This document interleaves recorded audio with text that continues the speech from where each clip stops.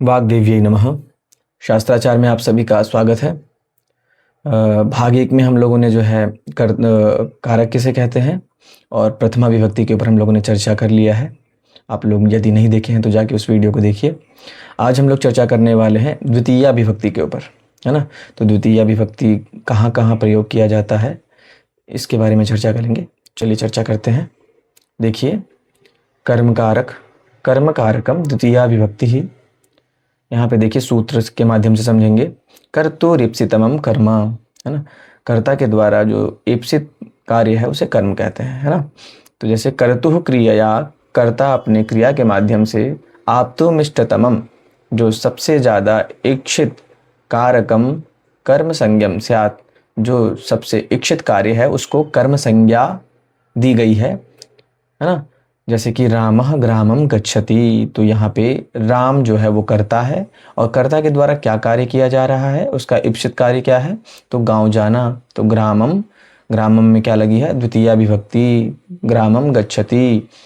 तो उसके द्वारा क्या क्रिया की जा रही है, तो गांव को जाना जो है उसकी क्रिया की जा रही है। उसका कर्म क्या है उस क्रिया का, तो कर्म है गांव जाना, ग्रामम जाना, गांव जाना। तो उसी कर्म में कौन सी विभक्ति का प्रयोग किया जाता है, तो यहाँ देखिए लिखा हुआ है कर्मणि द्वितीया। कर्म में जो हमेशा द्वितीया विभक्ति का प्रयोग होता है ना।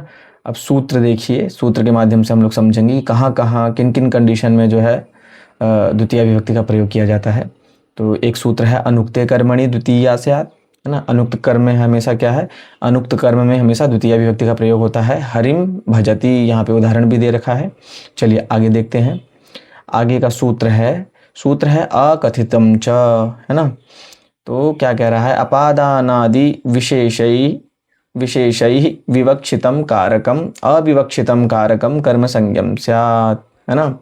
कुछ ऐसे भी अपवाद सूत्र हैं जहाँ पे अपादानादि जो है संज्ञा होती है, लेकिन वहाँ पे जो है विशेष विधान हो करके जो है उसमें द्वितीया विभक्ति का ही उपयोग किया जाता है। तो यहाँ पे कुछ ऐसे धातुओं को बताया जा रहा है कि किन किन धातुओं में जो है अपादानादि संज्ञा को बाधित करके वहाँ पे द्वितीया विभक्ति का प्रयोग करना है ना। तो जैसे कि यहाँ पे देखिए दिया गया है, एक श्लोक दिया हुआ है। दुहि दुह याच पच्च दंड रुधि प्रचि ची ब्रू शाशु जी मथ मुषाम कर्मयुक स्याद कथितम ततः स्यान्नि ह्री कृष्वहाम, है ना। तो देखिए यहाँ पे उदाहरण के माध्यम से आप लोगों को समझाया गया है। दुह धातु, गाम दोग्धी पयः, यहाँ पे जो है गाय से दूध निकाला जाता है या गाय से दूध निकाला जा रहा है। तो यहाँ पे जो है गाय से दूध अलग होना, मतलब यहाँ पे अपादान आदि जो है अपादान कारक का प्रयोग जैसा लग रहा है प्रयोग होना है, लेकिन यहाँ पे उस कंडीशन को बाधित करके और अकथितम च सूत्र से जो है यहाँ पे विशेष विधान किया गया है। तो दुहि धातु में जो है और याच धातु, पच धातु, दंड, प्रच्छ, रुध धातु, ची धातु, ब्रू, शास धातु और जी, मथ, मुश और निहरी और कृष और वह इत्यादि जो धातु हैं, इन सभी में जो है विकल्प से मतलब इनके अपादान आदि संज्ञा को बाधित करके और अकथितम च सूत्र से इसकी भी कर्म संज्ञा की जा रही है। तो यहाँ पे उदाहरण देखिए, जैसे कि याच में बलिम याचते वसुधाम और पच धातु के लिए है तंडुलान ओदनम पचती। तो यहाँ पे सारे जो है उदाहरण मैंने लिख रखे हैं, आप लोग जो है ध्यान से देखिए और इसको समझिए, ठीक है। आगे चलिए, आगे चलते हैं। तथा युक्तम च अनीप्सितम, तो क्या कह रहा है, ईप्सित तमवत् क्रियया युक्तम अनीप्सितमपि कारकम कर्म संज्ञम स्यात्। तो क्या कह रहा है कि ईप्सित कर्म के साथ भी करते हुए अनीप्सित कार्य भी कुछ कुछ हो जाते हैं, है ना। जैसे कि यहाँ पे एक उदाहरण दिया गया है, देखिए, ग्रामम गच्छन तृणम स्पृशति स्पृशति स्पृशति। तो क्या कह रहा है कि गांव जो है कुछ ऐसे कार्य भी हम करते हैं, जैसे कि जो हमारा इप्सित कार्य तो हम कर ही रहे हैं। जैसे कि मान लीजिए यहाँ पे दिखा रहा है कि गांव जाना जो है उसका ऐच्छिक कर्म है ना।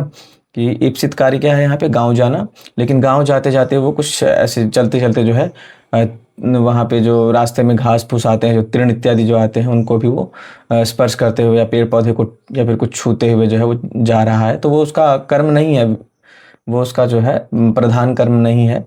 वो चलते चलते जो है उससे कोई काम हो जा रहा है जिसको वो करना नहीं भी चाह रहा है, तो वो क्या है, अनिप्सित कार्य भी उससे हो जा रहे हैं। तो उसमें भी क्या है, उसमें भी द्वितीय विभक्ति का प्रयोग किया जाएगा। तो चलिए ये सूत्र याद करके और ध्यान में रखिएगा, क्योंकि बहुत ज़्यादा एग्जाम में पूछा जाता है।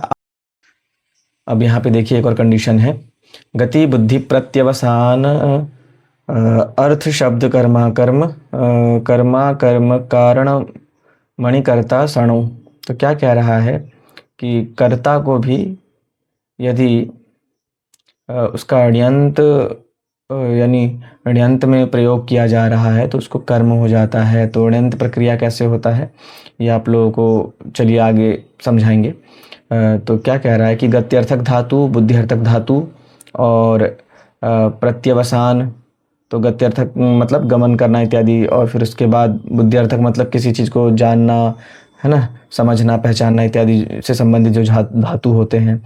और प्रत्यवसान यानी भक्षण या फिर खाना इत्यादि के योग में जो कोई धातु होता है।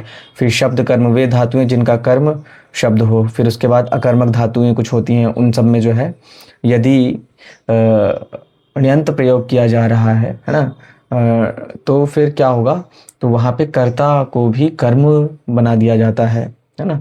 तो अण्यंत और अण्यंत की जो प्रक्रिया है वो देखिए यहाँ पे दिखा रखा है कि साधारण धातु जो अण्यंत में धातु का प्रयोग होता है, जैसे कि बालकः दुग्धम पिबति, है ना, तो ये सामान्य धातु जो है सामान्य प्रयोग होता है। लेकिन वही जो है अण्यंत प्रक्रिया में देखिए क्या होता है, तो उसमें जो है उसको प्रेरित किया जाता है कोई काम करने के लिए। तो यहाँ पे देखिए माता बालम, तो यहाँ पे जो है बालह दुग्धम पिबति, यहाँ जो है बालक दूध खुद से कोई कार्य कर रहा था, लेकिन यहाँ उसको प्रेरित किया जा रहा है।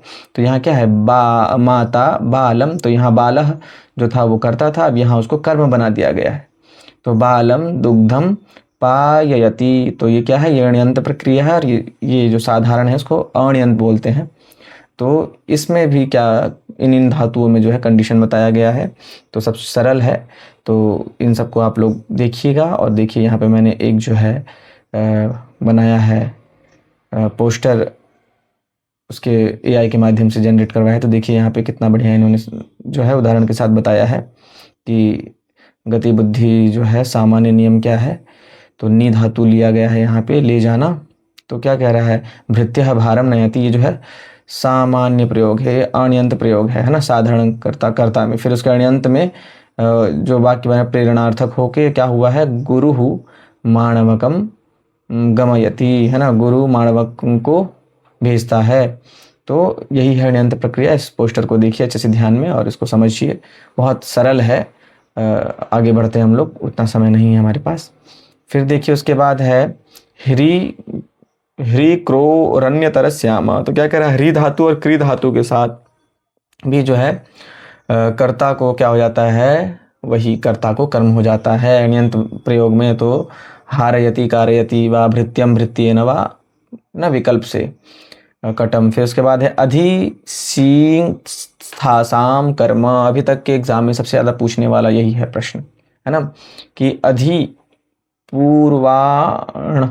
अधिपूर्वाणामेषामाधारः कर्म स्यात्। तो क्या कह रहा है, अधिशेते अधितिष्ठति अध्यास्ते वा वैकुंठम हरिः। तो क्या कह रहा है, अधिशीस्थासाम कर्म, तो अधि उपसर्ग के साथ, है ना, अधि उपसर्ग के साथ जो है यदि शींग और स्था धातु का प्रयोग हो तो वो भी क्या है, कर्मकारक हो जाता है। जैसे कि अधिशेते अधितिष्ठति अध्यास्ते वा वैकुंठम हरि। तो हरि वैकुंठम अध्यास्ते, है ना, अधितिष्ठति या फिर अधिशेते, है ना। तो क्या इसमें लग रहा है जैसे कि सप्तमी का प्रयोग होगा, लेकिन यहाँ पे भी विकल्प से क्या हो जा रहा है, यहाँ पे कंडीशन विशेष प्रावधान किया जा रहा है। अधि सिंह था शाम कर्म से जो है यहाँ पे भी कर्म संज्ञा हो रही है। और ये एग्जाम में पूछा जाता है, चाहे वो नेट हो, कोई भी प्रतियोगी परीक्षा हो, उसमें ये तो जरूर पूछा जाता है ना। कारक में जो है ये कुछ सूत्र हैं जो विशेष करके जरूर पूछे जाते हैं। फिर उसके बाद है अभिनिविशस्य, ये भी पूछने वाला है सूत्र, ये भी पूछा जाता है। तो क्या कह रहा है, अभी नित्येतत् संघात पूर्वस्य विषतेरा आधारः कर्म स्यात्। इसमें भी क्या है, अभी क्या बोलते हैं, अभी उपसर्ग के साथ नी और क्या बोलते हैं विष धातु यदि प्रयोग किया जाए तो उसमें क्या है, उसमें भी कर्म हो जाता है। उसके बाद देखिए ये एक धातु है उपान वध्यांग वशः, ये धातु भी यानी ये सूत्र भी बहुत महत्वपूर्ण है। तो क्या कह रहा है, उपाधि पूर्वस्य वस् धातोराधारः कर्म स्यात्, उपवशति अनुवशति अधिवशति, है ना, आवसति वा वैकुंठम हरि, है ना। तो हरि हरि हरि वैकुंठम, आवसति या अधिवसति अनुवसति उपवशति, है ना। वस धातु के साथ यदि उप अनु और अधि और आ इत्यादि जो है उपसर्ग का यदि प्रयोग हो और वस धातु का प्रयोग हो तो उसमें जो है अधिकरण संज्ञा ना होकर के कर्म कारक ही होता है। तो आगे देखिए यथा यहाँ पे देखा है हरि ही वैकुंठम उपवशति अनुवशति अधिवशति आवशति इत्यादि जो है यहाँ पे कुछ उदाहरण दिए गए। फिर उसके बाद है अंतरा अंतरेण युक्ते, तो आभ्याम योगे द्वितीया स्यात्, अंतरा त्वाम माम हरि ही, है ना। तो ये सभी सूत्रों को भी ध्यान में देखिएगा, अंतरा और अंतरेण जो है के योग में भी हमेशा द्वितीय विभक्ति का प्रयोग किया जाता है। उसके बाद देखिए, उसके बाद है अगला, कुछ यहाँ पे जो है उपपद विभक्तियों का भी प्रयोग किया जाता है विशेषकर विधान द्वितीया में। तो द्वितीय विभक्ति तो बहुत महत्वपूर्ण है, इससे बहुत प्रश्न बनते हैं, इसको ध्यान से देखिएगा।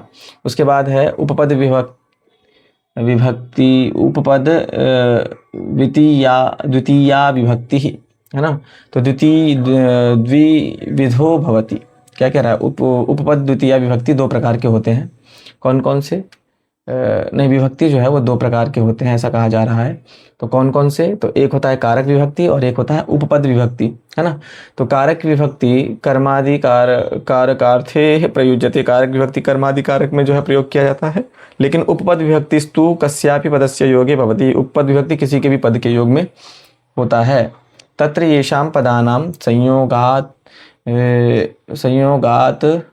द्वितीया विभक्तिर्भवति तेषां विवरणं मध्यस्थात् सोदाहरणं प्रस्तूयते।